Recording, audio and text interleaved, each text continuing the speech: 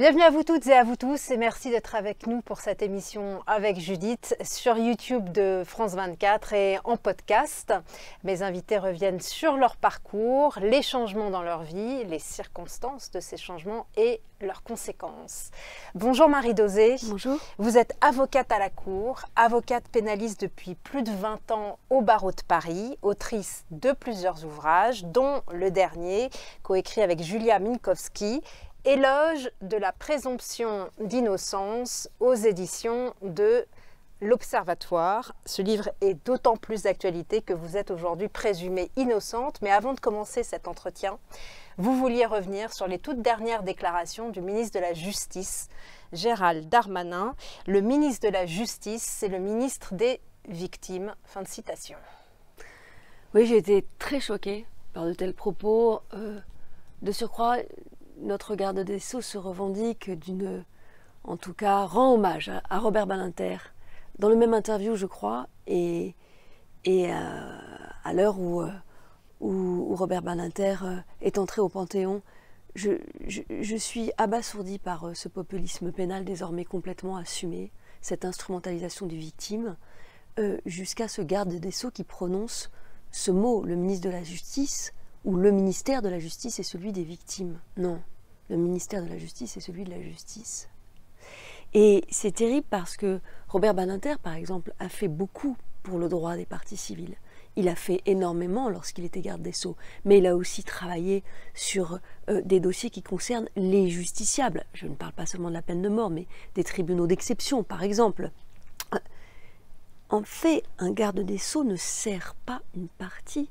Il n'est pas le ministre d'une partie, il n'est pas le ministre d'une partie des justiciables, il est le ministre de la Justice. Et je songe, moi, que j'ai prêté serment au moment même où Elisabeth Guigou promulguait une loi qui servait à la fois les droits des mises en cause, des mises en examen, de la présomption d'innocence et les droits des parties civiles. Et c'est cet équilibre-là qu'on a perdu, et ce populisme-là aujourd'hui qui est si ancré qu'il me semble, moi, qu'on a atteint un point de non-retour extrêmement inquiétant. En fait, vous voulez nous faire comprendre que dans les propos du ministre, il y a un risque de confusion entre vengeance et justice. Mais oui, ça va au-delà de ça. On sait très bien comment fonctionne le populisme pénal. En exacerbant cette espèce de ressenti victimaire qui fait que finalement on instrumentalise la victime. Et aujourd'hui, c'est cette carte qui est jouée par une certaine droite, mais finalement qui a contaminé l'ensemble de la classe politique. Il y a 20 ans, la première tribune que je publie avec François Scotta, dans le journal Libération, je crois, c'était populisme pénal. Et on dénonçait justement les débuts, les prémices de ce qui aujourd'hui a atteint un point de non-retour. Alors, venons-en à notre entretien consacré au changement dans la vie. Vous venez d'être mise en examen dans le cadre de l'affaire Philippe Cobert, un comédien mis en examen pour viol, corruption sur mineurs et proxénétisme. Et vous êtes accusé de soustraction de documents, en l'occurrence un ordinateur, de Philippe Cobert. Comment, d'abord, vous réagissez à cette mise en examen? Alors, je suis à la fois triste et en colère. Je ne suis pas inquiète parce que l'ordonnance de non-lieu est inéluctable, mais je suis triste et en colère par cette petite rengaine désormais acquise et assumée, celle de l'avocat complice. Voilà. L'avocat, c'est nécessairement celui qui cache les preuves. Et dans mon cas, non seulement il cacherait des preuves, mais en plus il l'écrirait à son client et ensuite son ancien client le donnerait à la partie civile. Enfin, ce que je veux juste dire, c'est que de plus en plus, notre profession est vue et jugée comme une profession sale, corrompue, qui fait que l'avocat est complice de son client. Et c'est ça que je paye aujourd'hui. Ça et puis d'autres choses. Mais encore une fois, je ne suis pas inquiète. C'est-à-dire que véritablement, je sais que l'ordonnance de non-lieu est inéluctable. Pourquoi ? Mais contrairement à certains de vos collègues, et puis contrairement aussi à l'autorité judiciaire, je ne vais pas violer le secret de l'instruction. Voilà. Je vais juste essayer, moi, de rester accrochée à l'état de droit, et je vais juste essayer de me défendre judiciairement, si c'est possible. Parce que si on continue à violer à l'instant T le secret de l'instruction, je ne vais pas pouvoir me taire longtemps, mais je vais quand même essayer de respecter les règles, parce que j'ai trop de respect pour l'institution judiciaire. Et que risquez-vous? Rien, puisque l'ordonnance de non-lieu est inéluctable, vraiment. Vous avez été l'avocate de Philippe Cobert jusqu'au début 2024. Pourquoi avez-vous cessé de l'être? Ah, je ne pouvais plus déontologiquement. C'est-à-dire qu'en 2018, lorsque ce comédien me demande d'assurer sa défense, il est accompagné, soutenu, défendu par son ancienne compagne, avec qui il est depuis des années, 7 ans je crois, qui est celle aujourd'hui, après 11 ans de relation, qui dépose plainte contre lui. Donc l'avocat, déontologiquement, ne peut plus défendre quelqu'un contre une personne qu'il a nécessairement rencontrée dans l'exercice des droits de la défense. C'est-à-dire que cette personne le soutenait en 2018, assurait qu'il était innocent et évidemment l'accompagnait dans sa défense.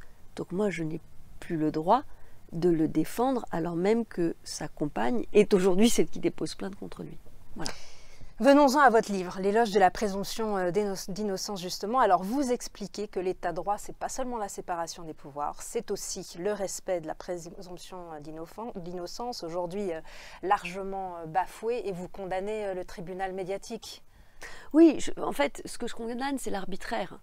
Et c'est-à-dire cette propension à aller plus vite que la justice, à violer le secret de l'instruction et à présenter comme coupable quelqu'un qui n'a pas été encore déclaré coupable par l'institution judiciaire. C'est ce que nous dénonçons, Julia Minkowski et moi, mais ça va plus loin. Ce que je dénonce aussi, c'est que, et ça c'est ce qui me fait terriblement peur, c'est que j'ai le sentiment aujourd'hui que plus aucune décision de justice n'innocente quelqu'un. C'est-à-dire que pour de plus en plus de personnes, parce que la justice serait laxiste ou incapable de condamner tel ou tel justiciable et telle ou telle infraction, eh bien, un classement sans suite ou une ordonnance de non-lieu ou une relaxe ou un acquittement ne signifierait pas que la personne est innocente, mais signifierait qu'en réalité, la justice n'est pas capable de le condamner. Et c'est ça qui est terrible, parce qu'on fabrique une société de coupables. Et là, oui, je suis extrêmement inquiète. Mais c'est l'idée du « il n'y a pas de fumée sans feu ». Bah, exactement. Et comme la violation du secret de l'instruction ou la médiatisation d'une accusation va nécessairement dans le sens de la culpabilité, c'est assez compliqué. Et je crois qu'on est en train effectivement de construire, de nourrir une société du soupçon. Soupçon qui immanquablement se traduit dans l'inconscient collectif par « il est coupable ». Je songeais, et je pense qu'on en parle dans notre livre, à Ibrahim Malouf. Ibrahim Malouf, il a été relaxé par une cour d'appel et pour autant traité comme coupable. Je crois que c'était le festival de Deauville qui l'a évincé de son jury, alors même qu'il a été relaxé.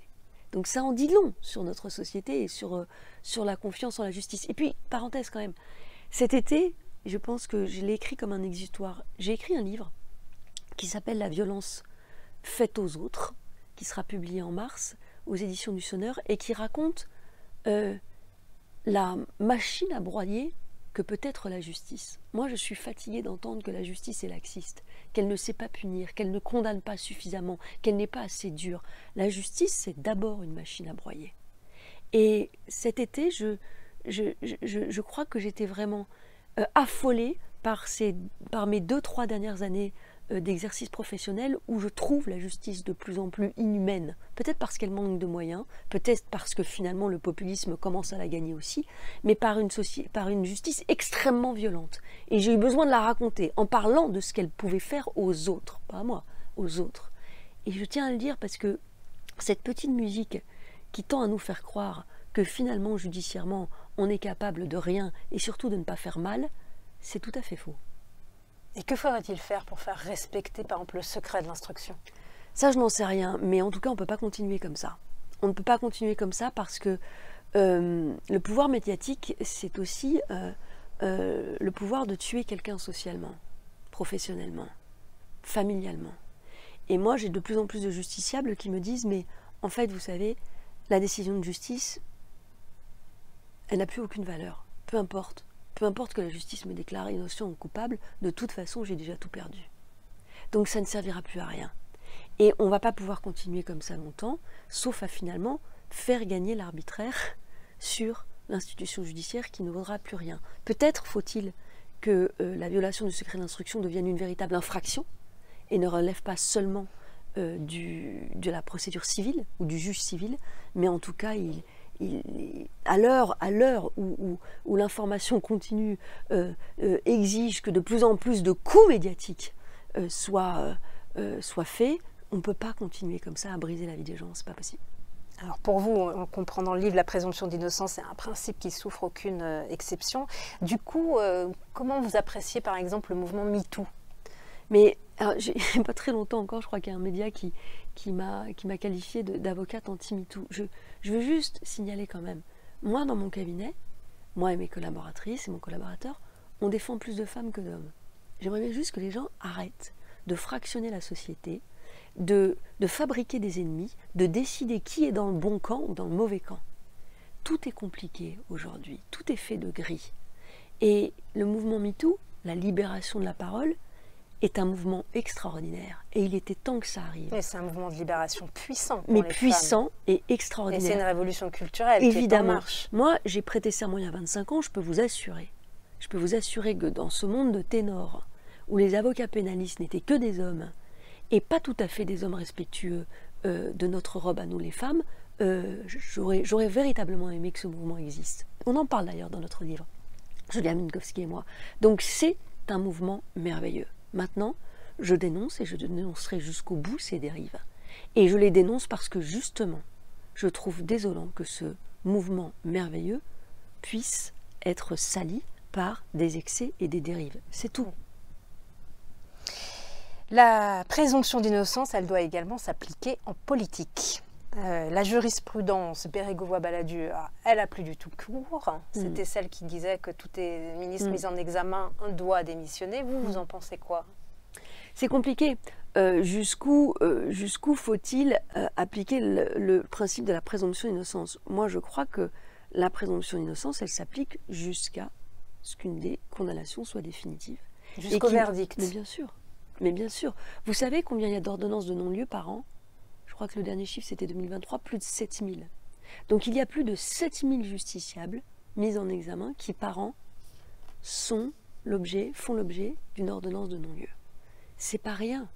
C'est pas rien. Et ça, c'est après 3 ans, 4 ans, 5 ans, 6 ans, 7 ans d'instruction. Et on les aurait sanctionnés pendant 3 ans, 4 ans, 5 ans, 6 ans, 7 ans, on aurait mis à mal leur vie professionnelle, on les aurait empêchés d'exercer des fonctions jusqu'à ce que, finalement, l'ordonnance de non-lieu intervienne. C'est soit on respecte la présomption d'innocence, soit on ne la respecte pas. Et je crois véritablement qu'il faut attendre une condamnation définitive. Donc, ensuite, il y a des décisions personnelles. On peut considérer personnellement que parce qu'on est mis en examen, on ne peut pas exercer ces fonctions. Oui, c'était l'argument pour les politiques. Et chacun est libre de le penser, et un Premier ministre peut tout à fait le penser pour son propre gouvernement, en considérant que l'exercice de la fonction serait mis à mal par ce rappel de la mise en examen, etc. etc. Ça, c'est tout à fait possible. Mais dans l'absolu du terme, moi, je pense que la présomption d'innocence, elle doit s'appliquer dans les moindres recoins jusqu'à la déclaration de culpabilité. Donc la présomption d'innocence, c'est pas la présomption de culpabilité. Vous nous dites que c'est l'inverse qui est pratiqué en ce moment. Mais la mise en examen, Marie-Losée, elle s'efface pas. Alors ça va sans le dire, mais ça va quand même mieux en le disant. Oui, elle ne s'efface pas évidemment. Mais encore une fois, des milliers de justiciables mis en examen, plus de 7000 bénéficient d'un non-lieu. Il faut l'entendre. Ils ne seront jamais jugés. Et pourtant, ils auront été jugés pendant des années. Oui. Ça, c'est peut-être parce que la justice est trop lente. D'abord, la justice manque de moyens. Et puis, ça, c'est une évidence. Elle manque de moyens pour instruire dans des délais raisonnables. Et puis, un cabinet d'instruction où vous avez 100, 150 mises en examen va nécessairement privilégier les mises en examen qui sont détenues. Parce que là, en l'occurrence, il y a des délais à respecter. Donc ceux qui sont sous contrôle judiciaire, passent après. Évidemment que c'est lié à un manque de moyens, évidemment. Et les responsables politiques, ils sont comme tout le monde, mais bon, comme ils se prévalent d'une exemplarité, c'est aussi ce que les Français attendent. L'exécution provisoire d'une peine, y compris lorsqu'il y a appel, selon vous, est-ce que ça remet en cause la présomption d'innocence ou est-ce qu'elle peut se justifier? Moi, j'ai toujours eu du mal avec l'exécution provisoire. Mais c'est un débat qui est désormais d'actualité parce qu'il s'agit de M. Nicolas Sarkozy, mais 85, ancien président. Voilà, ancien président de la République, mais 85% des peines, plus de 85% des peines de 5 ans d'emprisonnement et plus, prononcées par un tribunal correctionnel, font l'objet d'une exécution immédiate. Ça me pose une vraie difficulté. De toute façon, entre un quart et un tiers des prisonniers en France sont présumés innocents. Ça pose une véritable difficulté. Oui, il y a plus de 20 000 personnes qui sont actuellement en détention provisoire dans les prisons françaises. Bien sûr. Et on a aussi judiciairement ce rapport à la présomption d'innocence complètement travesti. Enfin, moi, je le vois dans des dossiers lambda et pas dans les dossiers qui concernent les hommes politiques ou les dossiers médiatisés. Ce recours à la détention provisoire est complètement délirant, sur des critères parfaitement infondés. Et au bout de 6 mois, 1 an et demi, 2 ans. Donc en réalité, il m'est arrivé de constater qu'un justiciable, après 3 ans et demi de détention provisoire, est acquitté. Sans que le parquet n'interjette appel de l'acquittement. Donc on en est quand même là en France. Il y a un véritable problème avec la détention provisoire, mais aussi, et je le dis clairement, avec l'exécution provisoire. Quelqu'un qui clame son innocence, qui tente de le démontrer, qui est condamné par un tribunal correctionnel et qui a interjeté appel, ne devrait pas se retrouver en prison. C'est tout. L'exécution provisoire, pour moi, est très problématique et incompatible avec une certaine idée de la présomption d'innocence. Maintenant, je rappelle quand même que Nicolas Sarkozy... C'est les députés qui ont fait la loi. Voilà, j'allais le dire. C'est-à-dire que M. Nicolas Sarkozy, il fait aussi partie d'une classe politique qui a poussé le populisme pénal dans ses pires excès. Enfin, qui nous a expliqué qu'il fallait de plus en plus de répression, qui a joué la carte du tout répressif, qui a passé son temps à traiter celles et ceux qui avaient commis des infractions de tous les noms, et qui a joué la carte du tout sécuritaire tout le temps, en décriant la magistrature, le principe d'individualisation de la peine, en essayant de nourrir une prétendue nécessité des peines planchers. Enfin, pardon, revenir, apparemment. Voilà, que l'on voit revenir. Donc c'est tout de même cette classe politique-là, et ensuite toutes les classes politiques, ou quasiment toutes, qui a joué en tout premier la carte du populisme pénal. Donc moi je veux bien, mais voilà où nous en sommes. Ces textes, ils ont été adoptés, ils ont été défendus, ils ont été voulus, et maintenant ils s'appliquent. Mais moi je n'ai jamais été d'accord avec ce type de texte qui effectivement porte atteinte à la présomption d'innocence. Et alors les juges, ils sont très critiqués en ce moment, notamment par les hommes politiques lorsqu'ils sont condamnés. Ces attaques de la justice, ça menace l'état de droit, qu'en pensez-vous? Oui, je suis d'accord.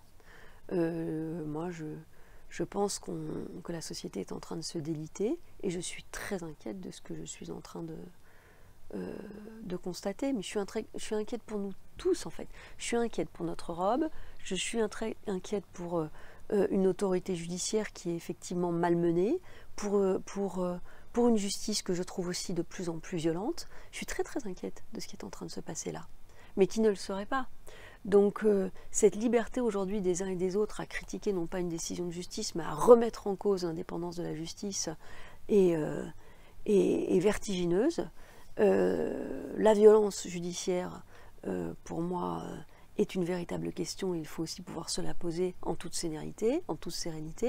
La façon dont les avocats sont aujourd'hui traités et les textes qui sont en train d'être votés pour s'en défier sont tout aussi inquiétants. Non, je pense vraiment que la justice pénale est en grande souffrance.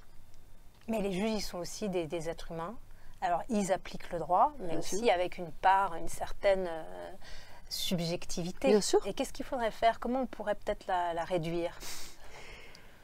Plus de collégialité, toujours plus de contrôle aussi, et puis peut-être un rapport plus transparent avec C'est-à-dire? je sais pas, je trouve effectivement que c'est très compliqué. À la fois vous avez des violations du secret de l'instruction qui sont désormais monnaie courante, avec des instructions et des enquêtes préliminaires à ciel ouvert. De l'autre, vous avez des magistrats qui résistent, qui font leur métier en toute indépendance, avec en tête vraiment le choix d'instruire à charge et à décharge. D'autres qui cèdent à une forme de populisme et qui décident finalement de n'instruire qu'à charge, ceux-là ne sont pas inquiétés. Et peut-être que la tentation de le dénoncer publiquement, la tentation de les critiquer ouvertement, découle du fait qu'on estime qu'ils font leur travail de façon trop violente. Il faut raison garder, et il va falloir quand même protéger l'indépendance de la justice, protéger l'autorité judiciaire et faire qu'en son sein, on retrouve confiance en la justice. On ne peut pas toujours se dire c'est parce que la justice est merveilleuse qu'elle est tant décriée. Je crois aussi qu'il y a quelque chose à réparer à l'intérieur même de l'institution judiciaire. Moi, en 25 ans, par exemple, je n'ai jamais senti une telle fracture entre les magistrats et les avocats. Jamais. Jamais. C'est-à-dire que je trouve, en tout cas j'ai le sentiment, j'ai même la conviction que les avocats passent quand même leur temps à défendre l'état de droit, mais que les magistrats, eux, sont de plus en plus défiants à notre égard.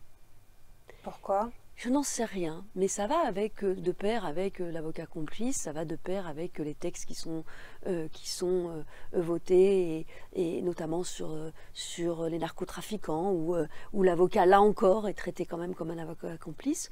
Je pense que tout ça fait mal à la justice et à la confiance qu'on peut avoir en elle. Il y a une désacralisation de l'institution judiciaire, vraiment, une véritable désacralisation, à force d'en parler mal, à force de l'instrumentaliser, à force d'avoir transformé la justice pénale en outil de communication politique privilégié. Voilà ce qui nous arrive à tous, et nous avons tous à y perdre. Le citoyen, le justiciable, en première ligne. Et vous pensez que les magistrats vraiment pensent que les avocats sont des complices ? Je ne sais pas, non, pas tous, évidemment pas tous, mais je ressens une défiance, en tout cas, que je n'avais jamais ressentie ces 20 dernières années. Mais n'importe quel avocat vous le dira, on ne se parle plus, ou si peu. À Paris, vous avez un tribunal judiciaire qui semble avoir été conçu pour qu'on ne se parle plus. L'ancienne cour d'appel, voyez-vous, moi j'ai grandi là. J'ai fait mes premiers pas avec Henri Leclerc dans ses couloirs, dans ces vieux couloirs. Hommage dans le livre, oui, ainsi qu'à Hervé Temim. Bien sûr, dans ces vieux couloirs chargés d'histoire.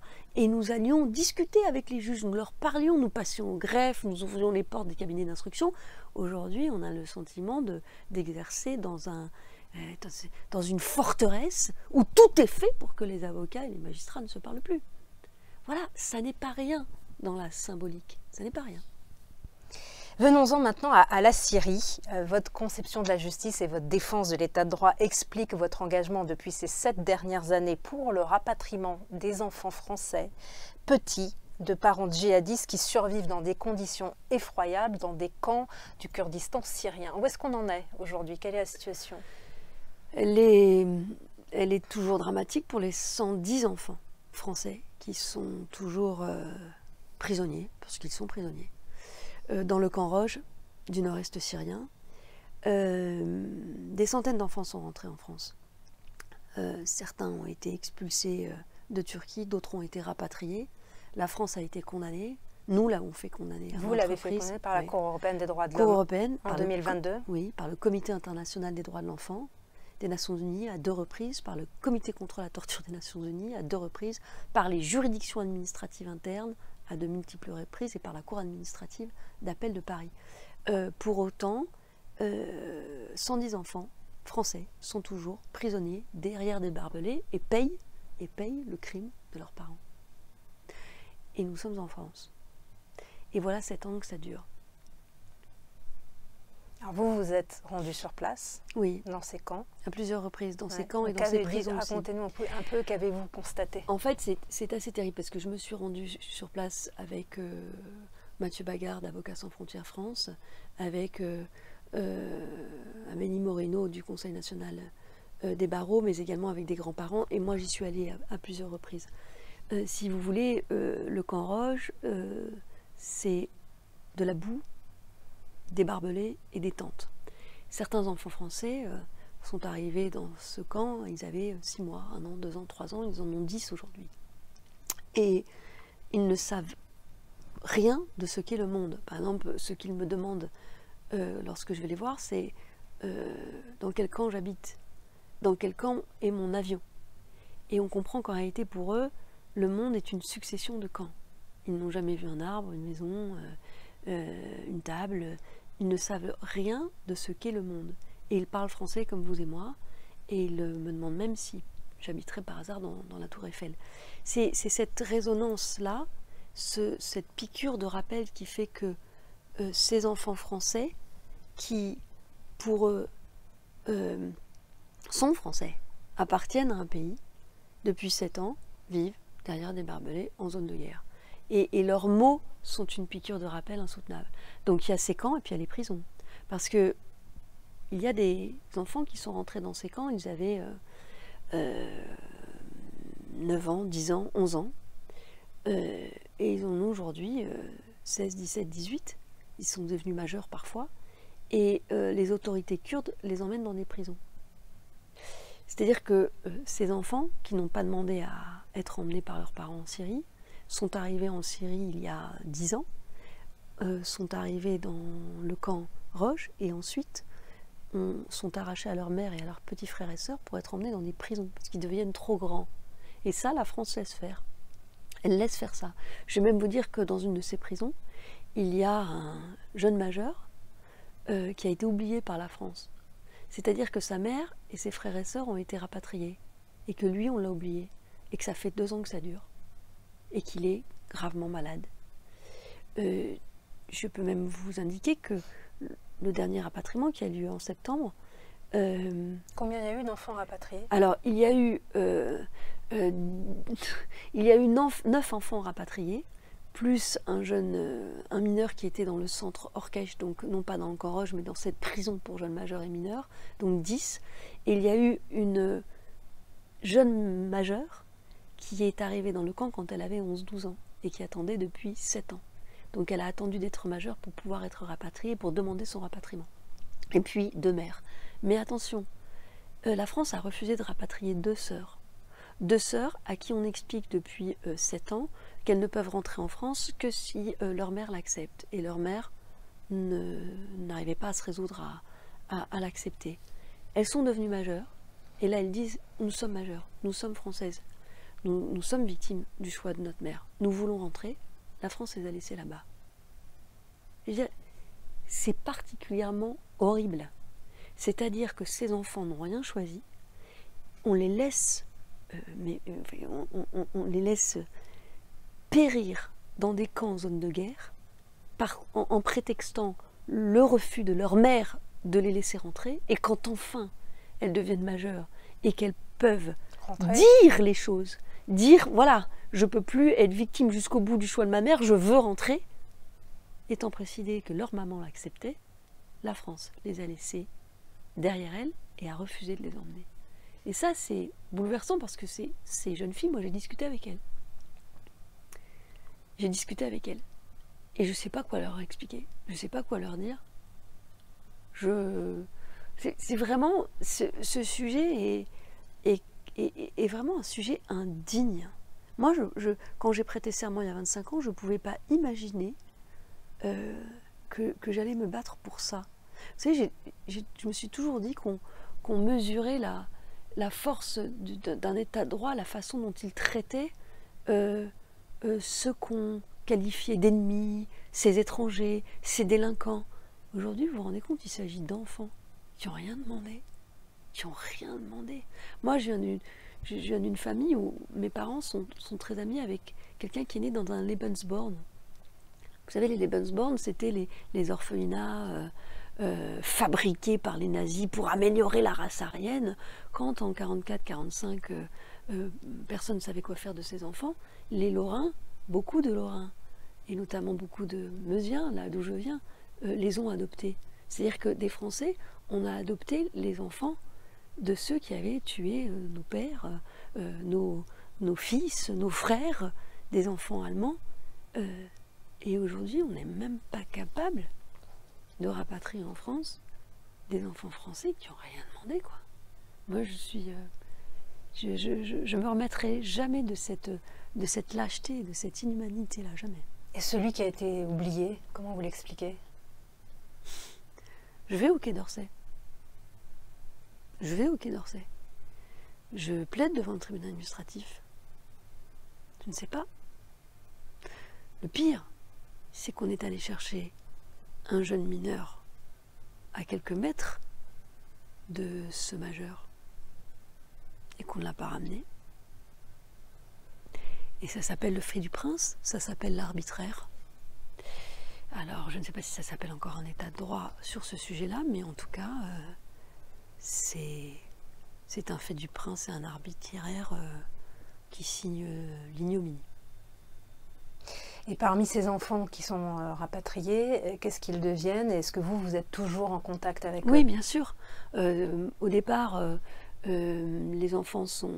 Alors, lorsqu'ils rentrent avec leur maman est mise en examen et placée en détention provisoire, les enfants sont placés un certain temps par l'aide sociale à l'enfance. D'abord, il y a des examens médicaux, parce que vous imaginez bien qu'après 7 ans dans des camps comme le camp Roge, il y a quand même de très lourds problèmes de santé, la dentition, et évidemment une malnutrition aussi. Ils souffrent des poumons notamment parce que c'est entouré de champs de pétrole et l'air est irrespirable. Donc il faut d'abord prendre soin d'eux et puis ils rencontrent leur famille. Certains sont placés directement dans leur famille, d'autres sont placés dans la famille d'accueil le temps que des investigations soient faites dans les familles. Voilà, ce sont des victimes de guerre en fait, ce sont des victimes de guerre. Mais c'est ce que dit le psychiatre Boris Cyrulnik, puisqu'il dit plus on prend tard, plus on s'en occupe tard de ces enfants, plus ça sera compliqué de les soigner. Et qu'à 3, 4, 5 ou 6 ans, ces enfants ne sont évidemment pas endoctrinés, mais ce sont des enfants avant tout traumatisés. Mais en fait, d'abord, la force de résilience d'un enfant, elle est extraordinaire, elle est merveilleuse. Moi, je le constate avec eux chaque jour. Mais au-delà de ça, en 2019, ça n'était pas un sujet. C'est devenu un sujet. C'est devenu un sujet. Je rappelle quand même qu'en 2019, tout le monde devait rentrer. Tout était prévu, le plan de rapatriement. Dès février 2019. Mais oui, tout était prévu. Enfin, les magistrats m'avaient dit bon, Maître Dosé, vous le savez, prenez pas de vacances. Tout était prévu, le plan de rapatriement, tout le monde l'a, tout le monde le connaît. Et encore une fois, pardon, hein, mais une fuite dans les médias qui fait que le plan de rapatriement, pour des raisons de sécurité, a dû être reporté.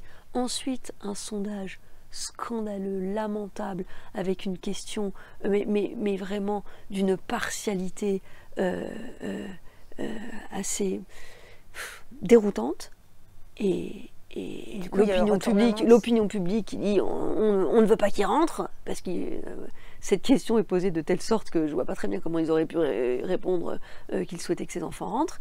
Et là, eh bien, un pouvoir politique qui recule, qui n'est pas courageux, qui se dit que c'est pas grave, on va attendre, on le fera plus tard. Qui décide du coup que ça va être au coup par coup, c'est ça? Alors au coup par coup, non, qui décide d'abord de faire en sorte que les orphelins soient rapatriés et puis que les enfants qui risquent de mourir très vite le soient aussi, parce qu'il ne faudrait quand même pas qu'un enfant français décède alors même qu'il devait être rapatrié.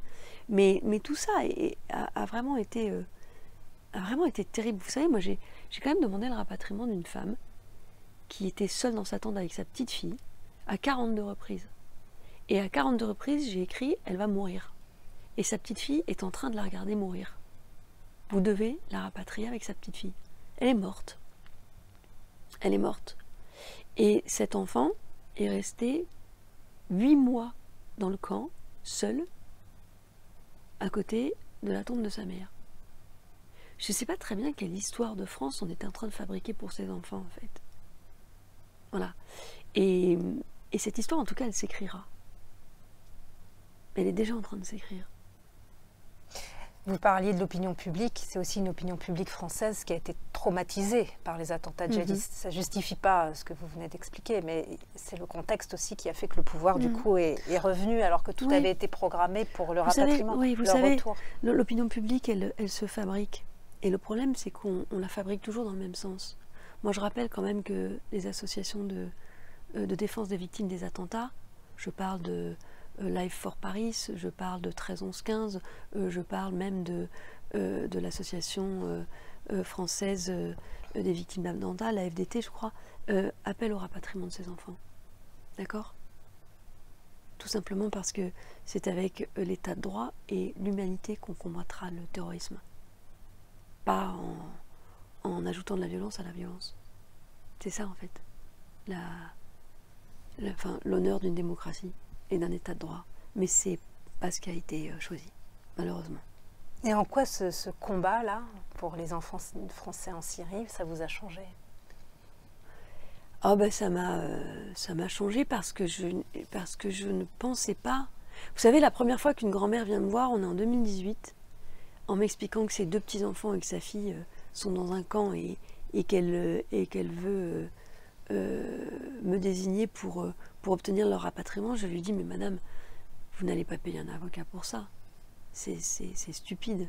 Évidemment que la France va les rapatrier. Votre fille est française, elle est sous le coup d'un mandat d'arrêt international français, elle est dans une zone où elle ne peut pas être jugée, et puis vos petits-enfants, ils sont innocents. Donc je vais vous aider à rédiger une lettre au Quai d'Orsay, et c'est tout. Mais ne vous inquiétez pas, on est dans un état de droit. La France ne va pas laisser des enfants innocents avec votre fille qui doit être jugée en France derrière des barbelés pendant des années. Donc je crois que c'est pour ça que ce combat m'a obsédé et continue de m'obséder, parce que je ne pensais pas mon pays capable de ça. Je ne pensais pas mon pays capable de ça. Mais ça vous a changé, vous, sur un plan personnel? Sur un plan personnel, je ne sais pas. Oui, ça a contribué pour moi à une forme de désespoir. Mais je trouve que ce qui est en train de nous arriver collectivement est assez désespérant. Et je trouve la force de lutter dans celles et ceux que je défends. C'est ça qui est merveilleux. C'est que celles et ceux qui me donnent la force de poursuivre et de travailler, ce sont celles et ceux que je défends. Mais oui, nécessairement, évidemment que ça m'a changé. Ça m'a changé parce que ça me fait vraiment mal, et que ça m'est vraiment insupportable. Et la France est unique sur cette histoire de rapatriement par rapport à nos voisins européens? Ah ben, je peux vous assurer que c'est assez déroutant, parce que désormais, quand on rentre dans le camp Rouge, on a le sentiment que, s'agissant des enfants européens, il ne reste plus que des enfants français. Et d'ailleurs, les enfants français ont vu tous leurs petits copains partir. Les Belges, les Allemands. Et voilà, les camps se vident. Et je pense que c'est très traumatique aussi pour eux de constater ça. Et en plus, vous nous expliquez que c'est une absurdité, en fait, au niveau du point de vue sécuritaire en France. D'abord, on nous a raconté n'importe quoi. Moi, je me souviens encore de Jean-Yves Le Drian qui nous expliquait que ces femmes allaient être jugées au nord-est syrien. Le nord-est syrien, c'est une administration autoproclamée, c'est pas un État, elles n'ont jamais rencontré de juge, elles ne peuvent pas être jugées là-bas, c'est comme ça, puisque de toute façon, le Kurdistan syrien, ça n'existe pas. Donc c'est un no man's land, quoi. Mais non, mais voilà, c'est une zone de non-droit. Donc évidemment qu'elle ne pouvait pas être jugée là-bas. Le Jean-Yves Le Drian qui nous expliquait aussi, que les procès organisés à Bagdad s'agissant des hommes étaient des procès tout à fait équitables, qui respectaient l'article 6 de la Convention européenne. Enfin, on est quand même allé jusque-là, je veux dire. Et ça n'est pas digne d'un État de droit. Vraiment, ça n'est pas digne d'un État de droit. Il aurait fallu, et Emmanuel Macron aurait été d'ailleurs assez extraordinaire dans cet exercice, j'en suis persuadée, dès 2019, faire une conférence de presse et expliquer, faire œuvre de pédagogie, dire voilà pourquoi on va répatrier tout le monde, parce qu'on est assez fort, parce qu'on s'est doté, nous, Français, d'une justice antiterroriste qui est la plus répressive d'Europe, parce qu'il faut les juger, parce que les associations de victimes de terrorisme les attendent pour les juger, parce que ces enfants sont innocents et que notre État de droit va combattre efficacement le terrorisme. C'est comme ça qu'il aurait fallu faire. Mais au lieu de cela, on a eu peur, on a bidouillé, on a attendu, et maintenant on se retrouve avec cette histoire dont personne ne sait quoi faire. Et donc vous dites que renoncer aux valeurs de la République et à nos valeurs, c'est accorder une victoire idéologique à l'organisation État islamique? Et en tout cas, le discours qui est le discours récurrent que nous, les avocats pénalistes, on peut entendre, c'est oui, il est beau votre État de droit. C'est un État de droit qui laisse crever des enfants innocents, qui leur fait payer les crimes de leurs parents. Enfin, vous savez ce que ça nourrit en réalité. Et il faut être ferme. Moi, je veux bien hein, qu'on essaye toujours de satisfaire une opinion publique, quitte à la fabriquer. Mais je rappelle quand même que lorsqu'on pose la question à François Mitterrand entre les deux tours, s'il allait oui ou non abolir la peine de mort, alors même que la grande majorité des Français étaient contre l'abolition, il répond oui. Et je gagnerai les élections. C'est aussi ça. C'est aussi ça, être un homme politique. C'est prendre une belle distance avec ce qu'on assure être l'opinion publique. Parce que là, il la fabrique différemment aussi, l'opinion publique. François Mitterrand, en se positionnant ainsi. Donc, voilà. Et qu'est-ce qui empêche aujourd'hui le rapatriement de tous ces enfants et de toutes ces mères? Rien. Non mais rien. Enfin, je veux dire, dans l'absolu rien. Ce qui nous a été indiqué devant le tribunal administratif, je ne sais pas si vous imaginez, le Quai d'Orsay est quand même venu plaider que c'est beaucoup trop dangereux pour des militaires de se rendre sur place. Là où vous êtes là où je suis allée, là où les grands-parents sont allés, là où Avocats sans frontières s'est rendu. Vous vous rendez compte? Il a même été plaidé que c'était plus dangereux pour les enfants de les sortir des camps que de les laisser dans les camps. Est-ce que vous vous rendez compte? Est-ce que vous vous rendez compte de l'ignominie de ce type d'argument? Donc, moi, j'ai toujours dit, depuis le début, c'est de toute façon, on ne rapatriera, et en plus ils ne le font pas, que les enfants dont les mères souhaitent le rapatriement. Mais oui, mais enfin, pardon, mais il faut aussi sauver certains enfants des mères. Quand un enfant est battu en France par sa mère, quand un enfant est violenté par ses parents, quand un enfant est malmené dans son éducation, on le sépare de sa mère, on le protège de ses parents. Ces enfants sont français. Il faut trouver une solution pour les protéger de la violence idéologique de leurs parents. Enfin, je ne comprends pas. Ils ne mériteraient pas? Pourquoi ce seraient des enfants français de seconde zone? C'est ça qu'on est en train de dire? Mais on est en train de perdre tout l'universalisme qui est censé quand même nous composer, nous habiter, nous sauver aussi. Je comprends pas. Alors Marie Dauzé, dans la vie, il y a les engagements professionnels et les combats qui vont avec, on vous a entendu. Il y a aussi les loisirs, la culture, l'art. Et quand vous étiez plus jeune, vous vouliez devenir pianiste. Où en êtes-vous aujourd'hui de votre relation avec la musique? Est-ce que c'est toujours une passion? Alors, la musique a toujours provoqué en moi j'allais dire une surenchère émotionnelle. Ça, oui, c'est vrai. Maintenant, comme j'ai dû arrêter pour des raisons médicales le piano. Est-ce que vous aviez une maladie des mains? Ouais, je n'ai jamais plus joué. Je n'ai jamais réussi à passer le cap de la fin du conservatoire au loisir, en réalité, à quelque chose que je ferais pour le plaisir. C'est quelque chose malheureusement que j'ai pas réussi à faire, donc j'en ai fait mon deuil. Mais quelque part, je vais vous dire, je remercie la maladie. D'abord parce que je pense que j'étais très musicale, ça c'est vrai, mais je n'étais pas une grande technicienne.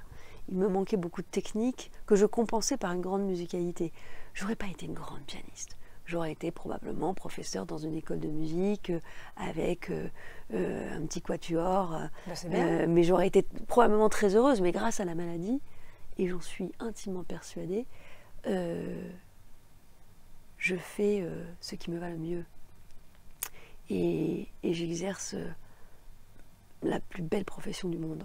Donc je remercie la maladie aujourd'hui parce que sans elle... Qui a fait que vous êtes allée en fac de droit. Mais oui, et d'ailleurs souvent je regarde un peu ce qu'est Parcoursup et je me dis mais est-ce que ce serait encore possible aujourd'hui? Après un bac option musique, une année au conservatoire, être acceptée dans une faculté de droit, je ne suis pas certaine. Donc voilà, j'ai un parcours un petit peu atypique, c'est vrai. Mais oui, vraiment je suis intimement persuadée que je suis bien plus heureuse en droit qu'en musique. Donc aucun chance, regret. Non, quelle chance. Mais c'est ça ce qui est merveilleux dans une vie. C'est que le mal qui vous est fait vous rend plus forte et parfois vous ouvre des portes auxquelles vous n'auriez jamais songé. Donc C'est toujours ce qu'il faut avoir en tête, toujours. Merci infiniment Marie Dauzé d'être venue sur France 24. Merci à vous. Et merci à vous tous de votre attention. Vous pouvez retrouver cette émission avec Judith sur YouTube et toutes les plateformes de podcast. Et on vous dit à très vite. Merci à vous tous.